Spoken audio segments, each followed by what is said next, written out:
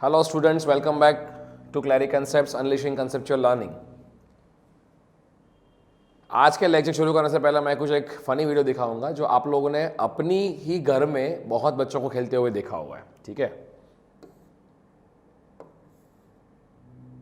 मैं इस वीडियो को थोड़ा काट रहा हूँ। ये वीडियो मैंने लिया है from one of the YouTube channel Yana clans kid show करके, ये मैंने नाम दिया हुआ है। ये पंचिंग टॉयज आपने कहीं घर पे देखा होगा, बहुत सारे घर पे। ये एक पेरेंट है जो अपने बच्चे को पंचिंग टॉय से खिला रहा है। They are playing with the punching toys. अब देखो, ये टॉय ऐसा है कि उसको जितनी बार मारोगे ना, वो नीचे गिर के वापस उड़ जा रहा है। आपको कभी दिमाग में ऐसा आया है कि ऐसा नीचे कोई ना कुछ लगाया नहीं, दिस इज टोटली फ्री, ये कोई कॉन्टैक्ट में नहीं है सरफेस से। कभी सोचा है आपने ऐसा क्यों होता है पंचिंग टॉय के साथ में? Anybody can think about it कि हम लोग हर बार ये देखते हैं पंचिंग टॉय को, आप पंच मारते हो, गिरता है, वापस उड़ जाता है और अपने आप ये वर्टिकल पोजीशन में आ जाता है। तो लेट अस सी कि ये क्यों होता है। बट उसके पहले ये आंसर जो है ये क्यों होता है वो आपको इस लेक्चर के एंड में मिल जाएगा। तो इसको समझने के लिए ये लेक्चर देखना बहुत ज़रूरी है। Let us continue. So today we will talk about stability of submerged body. अब पहले तो ये सबमर्ज्ड बॉडी की स्टेबिलिटी को देखने से पहले उसकी टर्मिनोलॉजी समझ लेता है। तो स्टेबिलिटी जो होती है वो इक्विलिब्रियम जो होती है वो तीन टाइप की होती है। एक होता है स्टेबल इक्विलिब्रियम, एक होता है न्यूट्रल इक्विलिब्रियम या न्यूट्रली स्टेबल इक्विलिब्रियम, और एक होता है अनस्टेबल इक्विलिब्रियम। अब देखिए यहाँ पर बहुत एक कैच करना आपको जरूरी है कि ये तीनों जो है वो इक्विलिब्रियम पोजीशन ही है। ये मैं आपको टर्मिनोलॉजी समझाने के लिए ये एग्जांपल दे रहा हूँ। मान लीजिए मेरे पास ये एक सरफेस है और इसके ऊपर एक स्फेरिकल बॉल है। तो ये सरफेस के ऊपर स्फेरिकल बॉल अगर ऐसी पोजीशन में है तो आप देखेंगे बॉल को आप छोड़ दोगे ना, तो बॉल अभी तो इक्विलिब्रियम पोजीशन में है, बट बॉल को थोड़ा सा आप डिस्प्लेस कर लो, मान लो यहाँ पे लेके आ जाओ और फिर यहाँ से थोड़ा डिस्प्लेस करके छोड़ दोगे ना, तो बॉल क्या करेगा, अपने आप वापस से स्टेबल होते होते होते होते ओरिजिनल पोजीशन पे आ जाएगा।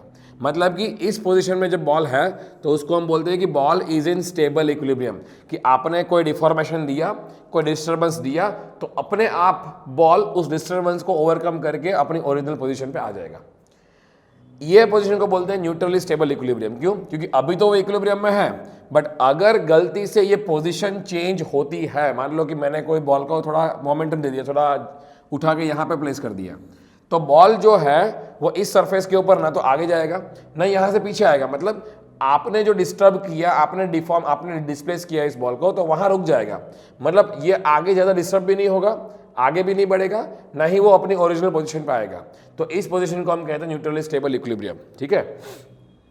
और ऐसी अगर सरफेस है मेरी और उसके ऊपर मैंने एकदम परफेक्टली बॉल को अलाइन किया है ताकि वो मूव नहीं कर रहा है, तो इस पोजीशन में बॉल को बोलते हैं अभी तो वो इक्विलिब्रियम में है, अनस्टेबल इक्विलिब्रियम में। अगर मान लो गलती से मैंने थोड़ा सा डिस्प्लेस किया, उसको यहाँ पे लेके आ गया और फिर मैंने बॉल को छोड़ दिया, तो ये बॉल ना तो वहां रुकेगा ना ओरिजिनल पोजीशन में आएगा, उल्टा और आगे बढ़ता रहेगा, रोल कर जाएगा। मतलब कि आपकी पोजीशन और आगे डिफॉर्म होती जाएगी। मतलब ये बॉल जो है वो अनस्टेबल इक्विलिब्रियम में है। अब ये तीन टर्म्स आपको यह समझना बहुत जरूरी है। पहला स्टेबल इक्विलिब्रियम, कि कोई भी बॉडी अगर ऐसी पोजीशन में है कि वहां से डिफॉर्म किया तो अपनी ओरिजिनल पोजीशन वापस ले लेगी, तो उसको बोलते हैं स्टेबल इक्विलिब्रियम में आपकी बॉडी है।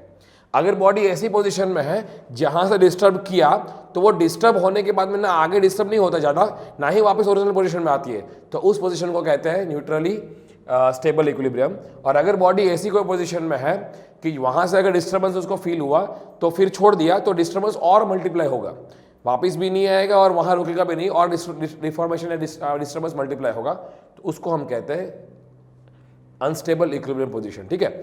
अब इसी तीन चीज को ध्यान में रखते हुए एक चीज पढ़ते हैं हम लोग। मान लीजिए कि हम लोग ये बात कर रहे हैं स्टेबिलिटी ऑफ सबमर्ज्ड बॉडी। तो सबमर्ज्ड बॉडी मतलब कि एक बॉडी जो है पूरी की पूरी फ्लूइड मीडियम में सबमर्ज्ड है, डूबी हुई है, तो उसकी स्टेबिलिटी क्या होती है? तो मान लो कि ये जो आपको दिख रहा है मेरा फ्लूइड है, और इस फ्लूइड के अंदर मैंने एक स्फेरिकल बॉडी बनाई हुई है। अब यहां पर मैं आपको एक चीज पूछूंगा, किसी को पता है कि सेंटर ऑफ ग्रेविटी और सेंट्रोइड के बीच में डिफरेंस क्या है? सोचिए एक बार। आप यही बोलोगे मुझे कि सर दोनों ही सेंटर रिप्रेजेंट करते हैं, मतलब एक स्फेरिकल बॉडी का सेंटर भी वही होगा, सेंटर ऑफ ग्रेविटी भी वही होगा और सेंट्रोइड भी वही होगा। मैं आपको यहाँ पर एक चीज़ बताना चाहूँगा जो कि बहुत ज़रूरी है। बहुत स्टूडेंट्स के दिमाग में एक मिथ है कि सेंटर हमेशा आपका सीजी होता है। देखिए, सीजी जो है वो ये दिखाता है कि आपका जो मास जो डिस्ट्रीब्यूट हुआ है इस वॉल्यूम के अंदर, इस बॉडी के अंदर, वो कैसे हुआ है। अगर आपका बॉडी जो है वो यूनिफॉर्मली डिस्ट्रीब्यूटेड मास उसके अंदर है तो आपकी जो वॉल्यूम का सेंटर होगा वो सीजी होगा। और सेंट्रोइड जो है वो ज्योमेट्रिकल प्रॉपर्टी है। सेंट्रोइड मतलब the centre of the shape. Spherical shape होगा तो उसका सेंटर पॉइंट आपका सेंट्रोइड होगा, रेक्टेंगुलर शेप होगा तो उसका सेंटर आपका सेंट्रोइड होगा। मतलब centre of the shape is the कह सकते हो centroid, but centre of the जहां पर आपका मास कॉन्सेंट्रेट हुआ है उसको बोलते हैं सीजी। अब ये एग्जांपल में क्लियर डिफरेंस आपको समझ में आया कि सीजी और सेंट्रोइड में डिफरेंस क्या है। देखिए ये आपका मान लो बॉडी है और इस बॉडी का जो ज़्यादा मास है वो यहाँ पे, ये जो आपको ब्लैक कलर का दिख रहा है वहाँ पे ज़्यादा मास डिस्ट्रीब्यूटेड है। मतलब आप मान लीजिए आपके पास एक बॉल है, स्फेरिकल बॉल, जिसका नीचे वाला पोर्शन जो है आपका वो लेदर का है, लेदर बॉल जो हम लोग खेलते हैं, और ऊपर वाला पोर्शन आपका प्लास्टिक बॉल का है। तो ऑब्वियस है कि आपका नीचे वाला पोर्शन हैवी होगा, तो आपका सीजी जो है इस बॉडी का सीजी कहाँ पर होगा, नीचे की तरफ होगा। तो आपका सीजी कुछ यहाँ पर होगा। तो आपका ये जी पॉइंट सेंटर ऑफ ग्रेविटी और ये जो आपका वेट होगा वो यहाँ लगेगा सीजी के ऊपर। यस और नो। और इस बॉल का सेंटर जो होगा ये आपका सेंट्रोइड होगा। ये सेंट्रोइड क्या होता है, शेप का सेंटर। ये सर्कुलर है तो सर्कल का सेंटर जो होगा वो आपका सेंट्रोइड होता है। तो हमने ये देखा हुआ है कि जब भी बॉयंस फोर्स लगता है तो बॉयंस फोर्स कहां पर लगता है, जो भी वॉल्यूम डिस्प्लेस हुआ है उसके सेंट्रोइड पे। जब पूरा का पूरा बॉडी आपने फ्लूइड के अंदर डाल दिया है तो वॉल्यूम डिस्प्लेस जो हुआ है वो कौन सा शेप का है, स्फेरिकल शेप का। तो उसका सेंट्रोइड जो होगा वो यहाँ पर है और उसका आपका वहाँ पर आपका बॉयंसी फोर्स एक है जिसको हम कहेंगे सेंटर ऑफ बॉयंसी। तो बॉयंस फोर्स यहाँ पे लग रहा है तो ये आपका वर्टिकल आपका होगा बॉयंसी फोर्स। अब इस पोजीशन में बॉडी जो है वो क्या होती है, देखो अब बॉडी को मैं थोड़ा सा रोटेट करता हूँ तो मैं थोड़ा और एक एंगल दिखाता हूँ। थोड़ा मैं रोटेट कर दिया तो मेरा बी वहीं का वही रहा, जी थोड़ा ऊपर आ गया बिकॉज आपका ज़्यादा मास वाला ऊपर चला गया। तो ये अभी इस पोजीशन पे आपका वेट लग रहा है नीचे और बॉयंसी फोर्स लग रही है ऊपर। और आप चेक करेंगे थोड़ा इसको एक्स्ट्रापोलेट करके, अब चेक कीजिए अगर यहाँ से आपने बॉडी को थोड़ा टिल्ट करके छोड़ दिया, क्या लगता है क्या होगा, ये बॉडी ऐसे ही रुकेगी? आप ये देखेंगे क्योंकि आपने बॉडी को छोड़ दिया, अब जैसे ही छोड़ोगे ना तो ये जो टॉर्क है, मतलब ये एक ऊपर है एक नीचे, ये जो आपका कपल बन रहा है बॉयंसी फोर्स और वेट का जो एक लाइन में नहीं आने का कपल जो बन रहा है वो आपकी बॉडी को वापस, इसको बोलेंगे रिस्टोरिंग कपल, वो आपकी बॉडी को वापस ओरिजिनल पोजीशन में लेके आ जाएगा। आप चेक करिए क्योंकि ये आपका रिस्टोरिंग कपल क्या करेगा, मोमेंट लगेगा इस बॉडी के ऊपर तो ऐसा लगने वाली है, तो ये आपकी बॉडी वापस से रिस्टोरिंग कपल जनरेट होगा और ये वापस आपकी ओरिजिनल पोजीशन में आ जाएगी। मतलब कि ऐसी पोजीशन में जब बॉडी है सबमर्ज्ड है तो उसको बोलेंगे body is in stable equilibrium, कि यहाँ से आप थोड़ा हिला होगे तो वापस बॉडी अपनी ओरिजिनल पोजीशन पे आ जाएगी, तो वो स्टेबल इक्विलिब्रियम है। समझ में आया? अब यहाँ पर गौर करना कि ये क्या हुआ है, जी जो है वो बॉयंसी फोर्स उसकी पोजीशन खाली देखते रहना। मान लो कि मेरे पास ऐसी एक बॉडी है और मेरा जो बॉडी है उसका कोई एक पर्टिकुलर लोकेशन पे मास कॉन्सेंट्रेटेड नहीं है, मतलब यूनिफॉर्मली डिस्ट्रीब्यूटेड बॉडी है, मास है, तो ये पूरा एक यूनिफॉर्म मास है।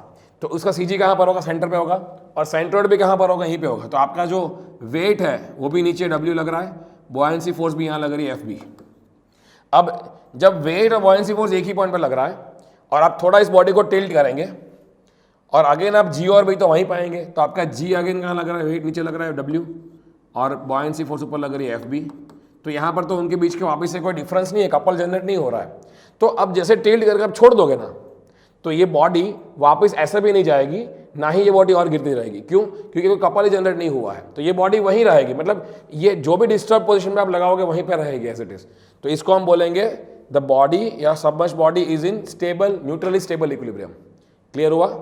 और थर्ड, अगर आपके पास ऐसी कोई फ्लूइड बॉडी है जिसका मास ज़्यादा ऊपर कॉन्सेंट्रेटेड है तो आपका सीजी कहाँ पर होगा, कुछ यहाँ पर होगा सीजी, और आपका सेंट्रोइड इस बॉडी का यहाँ पर है, centre of the sphere shape में, तो आपका बी यहाँ पर है। तो सीजी के ऊपर वेट लगता है तो वेट नीचे लगता है डब्ल्यू, और सेंटर ऑफ बॉयंसी के ऊपर आपका ये बॉयंस फोर्स लगता है एफ बी।